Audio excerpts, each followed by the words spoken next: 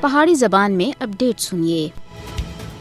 مودی حکومت مقبوضہ جموں کشمیر وچ انسانی حقوق تے ہر اصول دی کھلم کھلی خلاف ورزی کر رہی ہے۔ بھارتی فوجی کشمیری عوام وچ خوف اور دہشت دا ماحول پیدا کرنے دے واسطے مقبوضہ جموں کشمیر وچ ہر دیہڑے دی بنیاد دے اوتے وحشیانہ کارروائیاں کر رہے ہیں۔ مقبوضہ جموں کشمیر وچ صفاق بھارتی فوجیوں کو حاصل استثنائی انسانی حقوق دی خلاف ورزیاں دی بنیادی وجہ ہے، جبکہ اسی استثناء دی آڑ وچ ادھر منظم انسانی حقوق دی خلاف ورزیاں دا ہر دیہڑے لوگ مشاہدہ کر رہے ہیں، کیونکہ armed force special power act دی موجودگی وچ بھارتی فوجی سخت جرائم دا ارتکاب کرنے دے باوجود نہ کسی عدالت کے سامنے جواب دہن اور نہ ہی انہاں کو کوئی پوچھ سکتا ہے۔ بھارتی فوجی طرف تے انسانی حقوق دی خلاف ورزیاں وچ 5 اگست 2019 جموں کشمیر وچ بڑے پیمانے دے اوتے واضح ہویا ہے، جد فسطائی مودی حکومت سن ریاست دی خصوصی حیثیت منسوخ کر کے کشمیری عوام دے اوتے فوجی محاصرہ مسلط کیتا، کشمیری عوام دی ساں دے اوتے بھی پابندیاں لا دتیاں ہیں،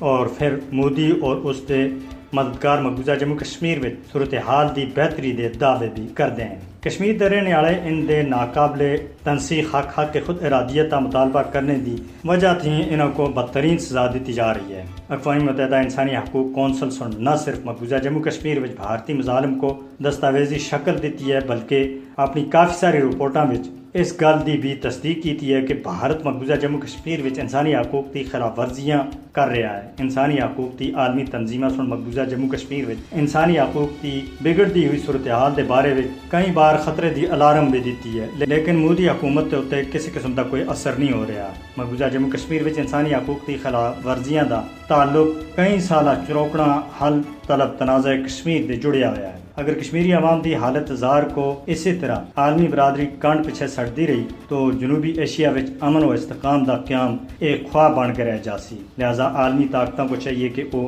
بھارت کو نہ صرف مقبوضہ جموں کشمیر وچ انسانی حقوق دی خلاف ورزیاں دے بارے میں پوچھے، بلکہ اس مسئلہ کشمیر دے سلسلے وچ اقوام متحدہ دی قرارداداں دا احترام کرنے دے تے مجبور کیتا جائے۔